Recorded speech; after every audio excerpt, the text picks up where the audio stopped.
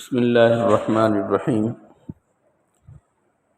حضرت انس بن مالک رضی اللہ تعالی عنہ سے روایت ہے، رسول اللہ صلی اللہ علیہ وسلم نے ارشاد فرمایا، من احب ان یبسط له فی رزقہ وینسأ له فی اثرہ فلیصل رحمہ، کہ جو شخص یہ چاہتا ہو کہ اس کے رزق میں اللہ تعالیٰ کشادگی عطا فرمائے اور اس کے اثرات میں اللہ تعالیٰ برکت دے اور اس کی عمر میں برکت دے، تو اسے چاہیے رشتہ داروں کے حقوق ادا کرے۔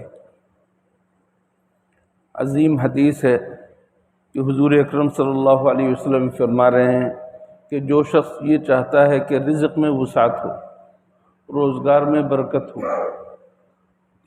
کون نہیں چاہتا؟ آج کی دنیا کا سب سے بڑا مسئلہ ہی روزگار ہے، روزی ہے، رزق ہے۔ تو اس رزق کے اندر برکت کہاں سے ہوگی؟ رشتہ داروں کے ساتھ ہمارے جھگڑے ہیں، بھائی بھائی کے ساتھ آپس میں ناچاقی ہے، بائیکاٹ ہے، ایک دوسرے کا گلا کاٹنے کے لیے تیار ہیں، تو یہ سب بے برکتی کی بنیادیں ہیں۔ جو شخص یہ چاہتا ہو کہ اس کے رزق میں وسعت ہو، اللہ تعالیٰ کشادگی کے ساتھ اس کو رزق دے، اور جو شخص یہ چاہتا ہو کہ اس کے کارنامے زیادہ ہوں اور اس کی عمر میں برکت ہو، اس کی زندگی بڑھ جائے، اگر کوئی یہ چاہتا ہے تو اسے چاہیے کہ وہ رشتہ داروں کے حقوق ادا کرے۔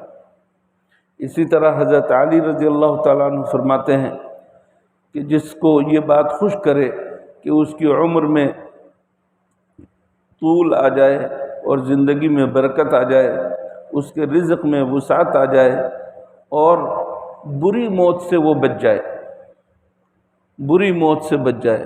موتیں تو ہوتی ہیں، کسی کی سعادت مندوں والی موت ہوتی ہے، اچھی موت ہوتی ہے، قابل رشک موت ہوتی ہے، اور بعض وہ لوگ ہوتے ہیں جن کی موت بہت بری ہوتی ہے، اللہ بچائے۔